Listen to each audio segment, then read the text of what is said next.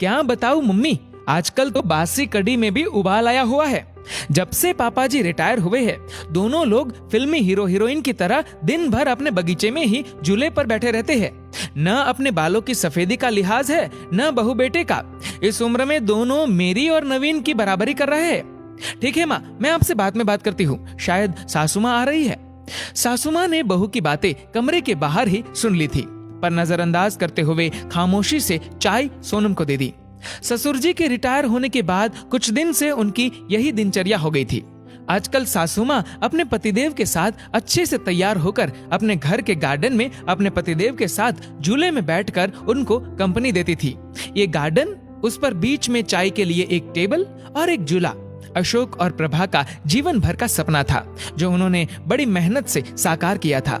ऐसे मनमोहक वातावरण में वहां पर लगा झूला मन को असीम शांति प्रदान करता। पहले दोनों इस मनमोहक जगह में कम समय के लिए ही बैठ पाते थे। प्रभा अनमनी होती तो अशोक बड़े जिंदादिल शब्दों में कहते, पार्टनर, रिटायरमेंट के बाद दोनों इसी झूले पर साथ बैठेंगे और खाना भी साथ में ही खाएंगे। आपकी हर शिकायत हम दूर कर देंगे। फिलहाल हमें बच्चों के लिए जीना है। बच्चों के करियर पर बहुत कुछ बलिदान करना पड़ा। खैर, अब बेटा अच्छी नौकरी में था और बेटी भी अपने घर शादी करके जा चुकी थी। रिटायरमेंट के बाद घर में थोड़ी रौनक रहने लगी थी। अशोक जी को भी घर में रहना अच्छा लग रहा था। पहले तो बड़े पद की नौकरी की वजह से कभी उनके कदम घर में टिकते ही नहीं थे, लेकिन अब दोनों एक दूसरे के साथ काफी टाइम स्पेंड करते हैं। बहू सोनम अपने पति नवीन को उसके माता पिता के लिए ताने देने का कोई मौका नहीं छोड़ती थी। उसने उस कोने के बगीचे से छुटकारा पाने के लिए नवीन को एक रास्ता सुझाते हुए कहा, नवीन, क्यों ना हम बड़ी कार खरीद ले? आइडिया तो अच्छा है, पर रखेंगे कहाँ? एक कार रखने की ही तो जगह है घर में। नवीन थोड़ा चिंतित स्वर में बोला, जगह तो है ना, वो गार्डन तुम्हारा जहाँ आजकल दोनों लव बर्ड्स बैठते हैं। थोड़ा तमीज से बात करो। नवीन थोड़ा गुस्से से बोला, लेकिन फिर भी सोनम ने अपने पति को पापा से बात करने के लिए मना ही लिया। अगले दिन नवीन कुछ कार की तस्वीरों के साथ शाम को अपने पिता के पास गया और बोला, पापा, मैं और सोनम एक बड़ी गाड़ी खरीदना चाहते हैं। पर बेटा, एक बड़ी गाड़ी तो घर में पहले से ही है, और तो और इस नई गाड़ी को रखेंगे भी कहाँ? अशोक जी ने प्रश्न किया। ये जो बगीचा है, यही गैराज बनवा लेंगे। वैसे भी सोनम से तो इसकी देखभाल होने से रही, और मम्मी कब तक देखभाल करेंगी? इन पेड़ों को कटवाना ही ठीक रहेगा। वैसे भी ये सब जड़ें मजबूत कर घर की दीवारें कमजोर कर रहे हैं। ये सुनकर माँ तो वहीं कुर्सी पर सीना पकड़कर बैठ गई। पापा ने क्रोध को काबू में करते हुए कहा, मुझे तुम्हारी माँ से भी बात करनी पड़ेगी, थोड़ा सोचने का मौका दो। क्या पापा, मम्मी से क्या पूछना? वैसे भी इस जगह का इस्तेमाल भी क्या है? नवीन थोड़ा चिड़चिड़ाकर बोला, आप दोनों दिन भर इस जगह बगैर कुछ सोचे समझे 4 लोगों का लिहाज किए बगैर साथ में बैठे रहते हैं।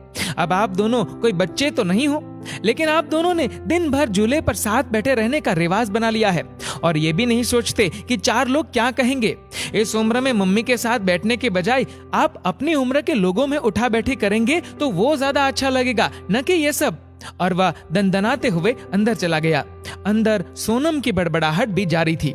अशोक जी कड़वी सच्चाई का एहसास कर रहे थे, पर आज की बात से तो उनके साथ प्रभाजी भी सन्न रह गई। अपने बेटे के मुंह से ऐसी बातें सुनकर दोनों का दिल भर आया था और टूट भी चुका था। रिटायरमेंट को अभी कुछ ही समय हुआ जो थोड़ा सुकून से गुजरा था। पहले की जिंदगी तो भागम भाग में ही निकल गई थी बच्चों के लिए सुख साधन जुटाने में।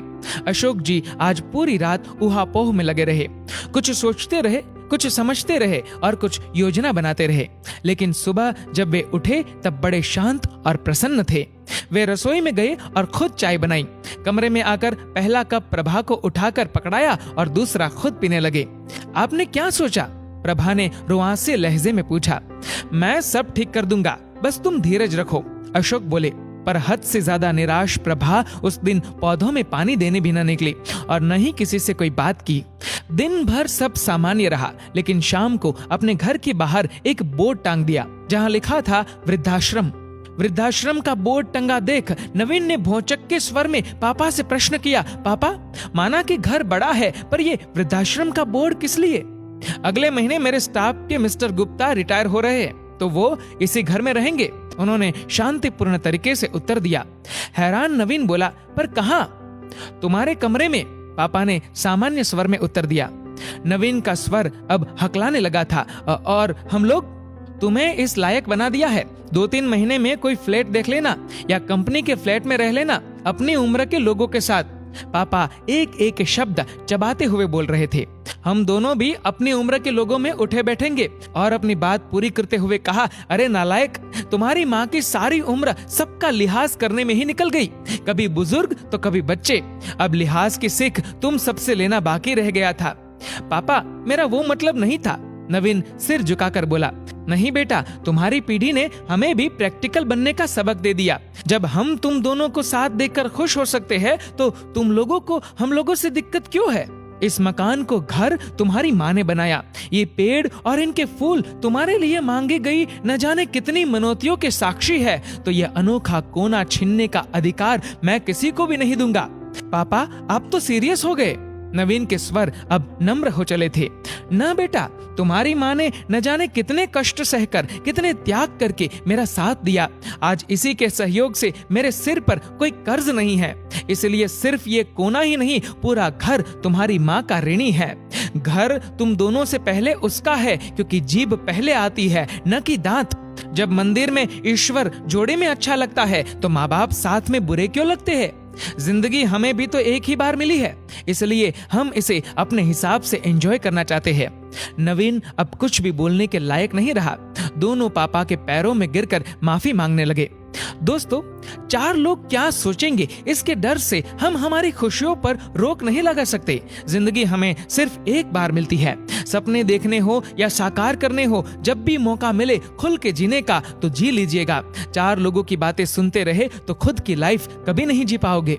दोस्तों, आपकी इस वीडियो के बारे में क्या राय है नीचे कमेंट करके जरूर बताएगा। और दोस्तों, अगर आपको ये वीडियो पसंद आए तो इस वीडियो को लाइक करेगा, शेयर करेगा ज्यादा से ज्यादा लोगों तक। और ऐसे ही और भी इंस्पिरेशनल वीडियोस के लिए सब्सक्राइब करें हमारे यूट्यूब चैनल को और फेसबुक पर फॉलो करें हमारे पेज को। धन्यवाद।